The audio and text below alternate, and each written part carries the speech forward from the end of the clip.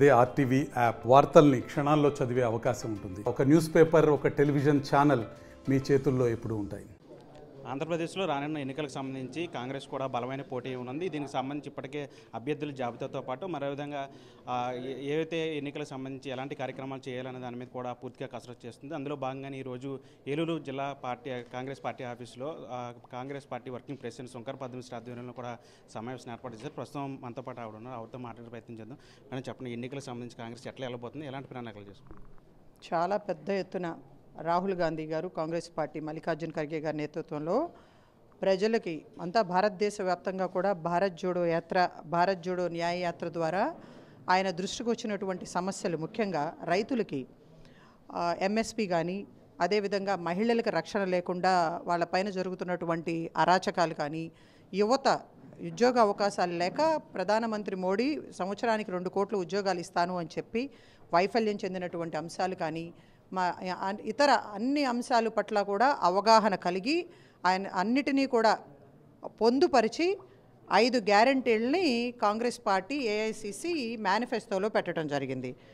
అదేవిధంగా ఆంధ్రప్రదేశ్ విషయానికి వస్తే, ఆంధ్రప్రదేశ్కి ప్రత్యేక హోదా, విభజన హామీలు అమలు చేస్తాము అని చెప్పి మోడీ గారు 10 సంవత్సరాలుగా కూడా ఆంధ్రప్రదేశ్కి నమ్మక ద్రోహం చేసినటువంటి విషయం అందరికీ తెలిసిందే.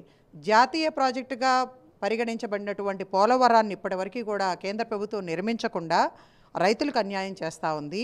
32 మంది ప్రాణత్యాగాలతో ఏర్పాటు చేసుకున్నటువంటి వైజాగ్ స్టీల్ ప్లాంట్ని ఈ రోజున కార్పొరేట్ సంస్థలకు ధారాదత్తం చేస్తూ ఉంది.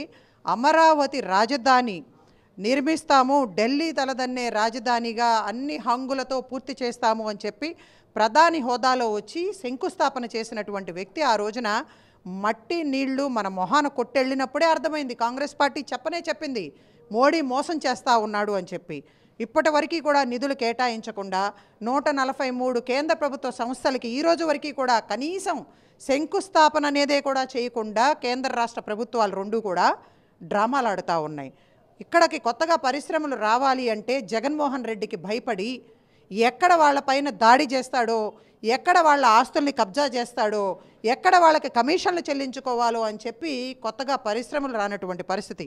ఆ పరిశ్రమలు వస్తేనే మన బిడ్డలకి మంచి భవిష్యత్తు ఉంటుంది, పక్క రాష్ట్రాలకు పోయి కూలి పనులు చేసుకోకుండా మంచి ఉద్యోగ అవకాశాలు వస్తాయని చెప్పి తెలిసినా కూడా ముఖ్యమంత్రి జగన్మోహన్ రెడ్డి కేసులకి భయపడి తన తమ్ముణ్ణి, బాబాయిని చంపినటువంటి తమ్ముణ్ణి కాపాడుకోవటం కోసం మోడీకి తొత్తులా వ్యవహరిస్తూ ఉన్నాడు తప్ప ఆంధ్ర రాష్ట్ర అభివృద్ధి కోసం కేంద్ర ప్రభుత్వాన్ని మెడలు ఉంచే పరిస్థితిలో అతను లేడని ప్రజలందరికీ అర్థమైపోయింది. కానీ ఇప్పుడు కొత్తగా 2014లో చంద్రబాబు నాయుడు, పవన్ కళ్యాణ్ మోడీతో పొత్తు పెట్టుకుని ఆంధ్ర రాష్ట్రానికి అన్యాయం చేసింది, ప్రత్యేక హోదా ఇవ్వట్లేదు అని చెప్పి ధర్మ పోరాట దీక్షలు చేసినటువంటి చంద్రబాబు నాయుడు, పాచిపోయిన లడ్డూలు ఇచ్చారు మేము తినలేని పరిస్థితి అని చెప్పినటువంటి పవన్ కళ్యాణ్ మళ్ళీ ఒక బ్రోకర్ లాగా మధ్యవర్తిత్వం వహించి జైల్లో ఉన్నటువంటి చంద్రబాబు నాయుడిని భయపెట్టి మోడీతో పొత్తు కల్పించి ఈ రోజున మళ్ళీ ఏం మొహం పెట్టుకుని వీళ్ళు ఎలక్షన్లకు వస్తున్నారు, ప్రజల మధ్యలోకి వస్తూ ఉన్నారు. అమిత్ షా స్వయంగా వైజాగ్ వచ్చి ఆంధ్రప్రదేశ్లో అవినీతి జరుగుతూ ఉంది, మంత్రులు దోచుకుంటా ఉన్నారు అని మాట్లాడాడు. రీసెంట్గా ప్రధానమంత్రి మోడీ గారు చిలకలూరుపేట వచ్చి వైసీపీ నాయకులందరూ కూడా అవినీతికి పాల్పడతా ఉన్నారని మాట్లాడాడు. మరి అటువంటి అప్పుడు ఈ రోజున మీకు లొంగలేదు అని చెప్పి ఇండియా కూటమికి భయపడి జార్ఖండ్ ముఖ్యమంత్రి హేమంత్ సోరెన్ గారిని, ఢిల్లీ ముఖ్యమంత్రి కేజ్రీవాల్ గారిని కూడా అరెస్టు చేశారే ఈడీని ఉపయోగించి, తప్పుడు కేసులు పెట్టి మరి అవినీతి జరుగుతుందని చెప్పి మాట్లాడినటువంటి కేంద్ర హోంశాఖ మంత్రి, ప్రధానమంత్రి ఆంధ్రప్రదేశ్లో అదే ఈడీని, ఇన్కమ్ ట్యాక్స్ని, సిబిఐని ఉపయోగించి ఎందుకు వీళ్లపైన రాష్ట్ర ప్రభుత్వం, ముఖ్యమంత్రి, అవినీతి మంత్రులపైన చర్యలు తీసుకోవట్లేదని చెప్పి అడుగుతూ ఉన్నాం. నిన్నగాక మొన్న కోట్లాది విలువ చేసేటువంటి మాదక ద్రవ్యాలు వైజాగ్ వస్తే పురంధేశ్వరి, అదేవిధంగా సజ్జల రామకృష్ణారెడ్డి ఇద్దరూ కూడా ఒకళ్ళ మీద ఒకళ్ళు ఆరోపణలు చేసుకుంటూ ఉన్నారు తప్ప ఇప్పటి వరకు కూడా కేంద్ర ప్రభుత్వం ఈడీని కానీ, ఇన్కమ్ ట్యాక్స్ని కానీ, సిబిఐని కానీ వేసి ఎందుకు సమగ్రమైనటువంటి విచారణ జరిపి దోషుల్ని పట్టుకోవట్లేదు? అంటే మీరు మాట్లాడినా కూడా, అవినీతి జరుగుతున్నా కూడా రాష్ట్ర ప్రభుత్వం, ముఖ్యమంత్రి జగన్మోహన్ రెడ్డి దోచుకుంటుంటే ఆ దోచుకున్న వాటన్నిటిలో మీకు వాటాలు అందుతున్నాయి కాబట్టే మీరు ఈ విధంగా ఈ రాష్ట్రాన్ని, ప్రజల్ని అన్యాయం చేసి నమ్మక ద్రోహం చేస్తూ ఉన్నారు. అందుకనే చంద్రబాబు నాయుడిని కానీ జగన్మోహన్ రెడ్డిని కానీ పవన్ కళ్యాణ్ని కానీ నమ్మొద్దు అని చెప్పి ఈ రాష్ట్ర ప్రజల్ని విజ్ఞప్తి చేస్తూ ఉన్నాం. దళితులు మైనారిటీలపైన దాడులు జరుగుతూ ఉన్నా, మహిళలకు రక్షణ లేకపోయినా దిశ చట్టం అని చెప్పి కళ్ళబొల్లి మాటలు చెప్పి ఏ దశ లేకుండా చేసినటువంటి జగన్మోహన్ రెడ్డిని కానీ ప్రజలు నమ్మే పరిస్థితిలో లేరు. అన్ని రకాలుగా కూడా ఆ రాష్ట్రాన్ని అభివృద్ధి చేసేది కాంగ్రెస్ పార్టీ. మీకు గుర్తుందో లేదో, వైజాగ్ స్టీల్ ప్లాంట్ని అమ్మకుండా అడ్డుకుని తీరుతామని చెప్పి మా తెలంగాణ ముఖ్యమంత్రి రేవంత్ రెడ్డి గారు వచ్చినప్పుడు ఈ రాష్ట్రానికి కావాల్సింది ప్రశ్నించే గొంతుక, అది నిజమైన వారసురాలు రాజన్న బిడ్డ వైఎస్ షర్మిలారెడ్డి గారి నాయకత్వంలో ఆంధ్రప్రదేశ్ అభివృద్ధి జరుగుతుంది. మీరు తప్పనిసరిగా ప్రజలందరూ కూడా నమ్మండి, కాంగ్రెస్కి అవకాశం ఇవ్వండి, ఒక్క అవకాశం రాహుల్ గాంధీ గారికి ఇవ్వండి. ఈ రాష్ట్రానికి ప్రత్యేక హోదా, విభజన హామీలు ఇచ్చేది కాంగ్రెస్ పార్టీ. పోలవరాన్ని పూర్తి చేస్తాం, వైజాగ్ స్టీల్ ప్లాంట్ అమ్మకుండా అడ్డుకుని తీరుతాం, అమరావతిని ఏకైక రాజధానిగా అన్ని హంగులతో నిర్మించి చూపిస్తాం, ఇక్కడికి కొత్తగా పరిశ్రమలు తీసుకొస్తాం, మన బిడ్డల భవిష్యత్తు బాగుంటుంది అని చెప్పి మా కాంగ్రెస్ పార్టీ అధినాయకత్వం ఏఐసిసి ప్రతినిధులుగా వచ్చినటువంటి నాయకులందరూ కూడా హామీ ఇస్తూ ఉన్నారు. ఈ హామీలన్నిటినీ కూడా మేము ప్రతి జిల్లాల్లో కూడా పర్యటించి మాకు వచ్చినటువంటి దరఖాస్తుదారులతో కానీ పిసిసి నాయకత్వంతో కానీ అందరితో కలిసి ప్రజల్లోకి తీసుకువెళ్తా ఉన్నాం.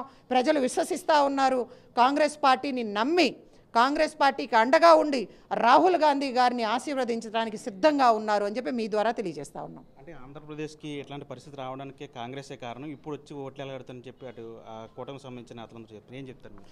ఎన్ని రోజులండి, ఇప్పుడు రాష్ట్రాన్ని విడతీయండి, తెలంగాణ రాష్ట్రాన్ని విభజించమని చెప్పి ఆ రోజు సిపిఎం తప్ప అన్ని రాజకీయ పార్టీలు లేఖలు ఇచ్చింది వాస్తవం. కేవలం ఆ బురద మొత్తం కాంగ్రెస్ పార్టీ మీద జల్లి కేవలం ఈ రోజున కాంగ్రెస్ పార్టీ ఇండియా కూటమితో బలపడింది కాబట్టి, దేశవ్యాప్తంగా కూడా ఇండియా కూటమి అధికారంలోకి వస్తుంది కాబట్టి ఈ రోజున ప్రధానమంత్రి మోడీ ఆంధ్రప్రదేశ్కు వచ్చి చంద్రబాబు నాయుడు పవన్ కళ్యాణ్ ద్వారా మళ్ళీ తప్పుడు ప్రచారాలు చేపిస్తూ ఉన్నారు. మళ్ళీ ఇంకోసారి రాజశేఖర రెడ్డి గారి మరణాన్ని అడ్డం పెట్టుకుని సజ్జల రామకృష్ణారెడ్డి ద్వారా షర్మిలారెడ్డి గారిని చంపేయాలని కూడా ఒక కుట్రలు పన్నుతూ ఉంది వైసీపీ. ఇవన్నీ కూడా నమ్మే పరిస్థితుల్లో లేరు.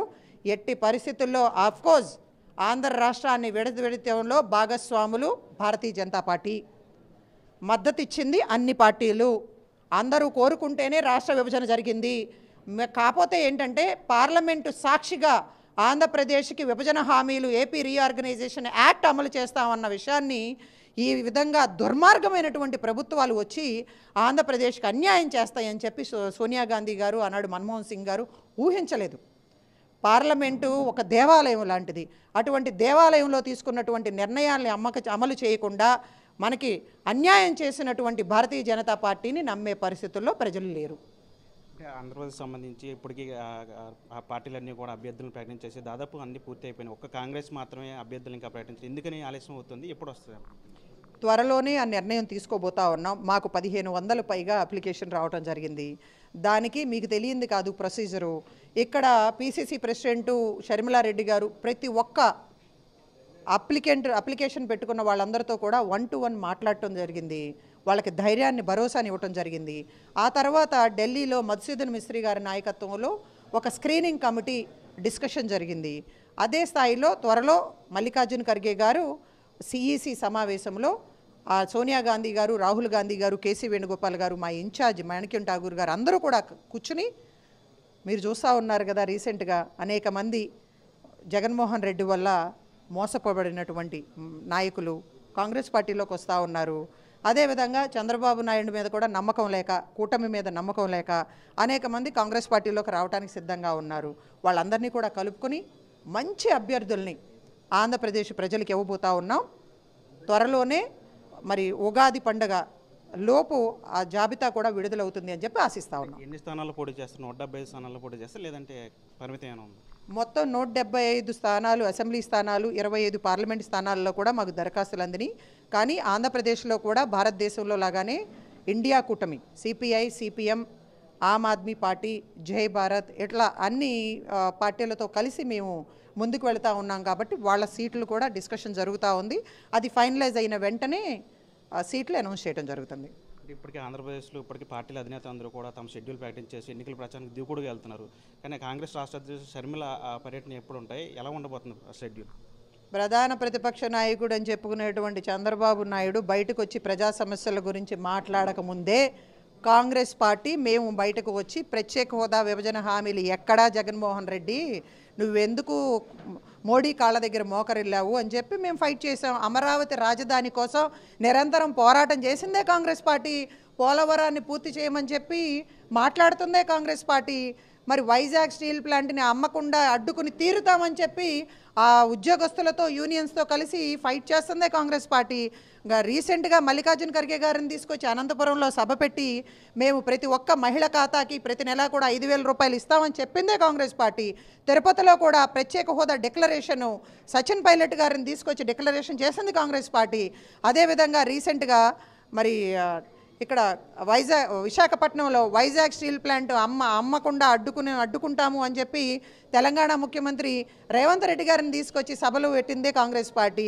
మరి ఇన్ని ప్రాంతాల వారీగా అన్ని సమస్యలపైన సభలు ఏర్పాటు చేస్తూ మాకు శక్తికి మించి ఈ ఏలూరు జిల్లాలోనే చూశారు మీరు, దెందులూరు నియోజకవర్గంలో పెద్ద ఎత్తున సభను ఏర్పాటు చేసి పోలవరాన్ని ఎందుకు పూర్తి చేయరు, ఏంటి ఈ పరిస్థితుల్లో రైతులందరూ కూడా ఇబ్బందులు పడుతున్నారు అని చెప్పి ప్రశ్నించిందే కాంగ్రెస్ పార్టీ. వైఎస్ షర్మిలారెడ్డి గారు ఇంకెంతకంటే మేము మాట్లాడింది ఎక్కడ, సభలు సమావేశాలు పెట్టింది ఎక్కడ, రాష్ట్ర ప్రజల కోసం పోరాటం చేయింది ఎక్కడ? అంటే ఫైనల్గా చెప్పండి, వచ్చే ఎన్నికల్లో కాంగ్రెస్ పార్టీ ప్రభావం ఎలా ఉండబోతుంది, ఎంత మేరకు ఉంటుంది? చాలా బ్రహ్మాండంగా ఉందండి. ఈ రోజున దేశానికి కానీ ఆంధ్రప్రదేశ్కి కానీ కాంగ్రెస్ పార్టీ అవసరం అని చెప్పి ప్రజలు గుర్తించారు. కాంగ్రెస్ పార్టీ మాత్రమే బడుగు బలహీన వర్గాలకి మహిళలకి రక్షణగా ఉంటుంది అని చెప్పి విశ్వసిస్తూ ఉన్నారు.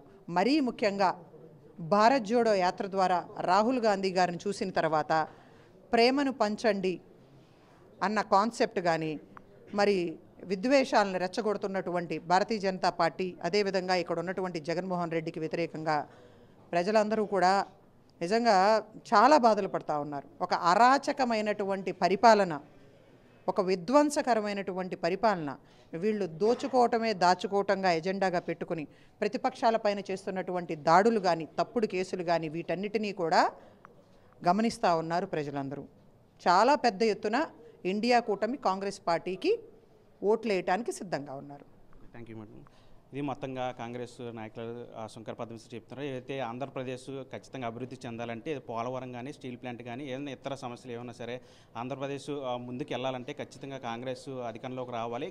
అదేవిధంగా కేంద్రంలో కూడా రాహుల్ గాంధీకి ఒక్కసారి అవకాశం ఇవ్వాలి. ఒక్కసారి ఆయన ప్రధానమంత్రి అయిన తర్వాత తన మొదటి సంతకం ఇక్కడ ఏపీ ప్రత్యేక హోదా మీద పెడతారని చెప్పి కూడా ఇక్కడ కాంగ్రెస్ నాయకులందరూ చెప్తున్న పరిస్థితి. వీళ్ళు చంటితో మనీ RTV ఏలూరు నుంచి. మరిన్ని వీడియోస్ కోసం ఛానల్ ని సబ్స్క్రైబ్ చేయండి, లేటెస్ట్ అప్డేట్స్ కోసం వాట్సాప్ ఛానల్ ని ఫాలో చేయండి అండ్ లింక్ డిస్క్రిప్షన్ లో ఉంది.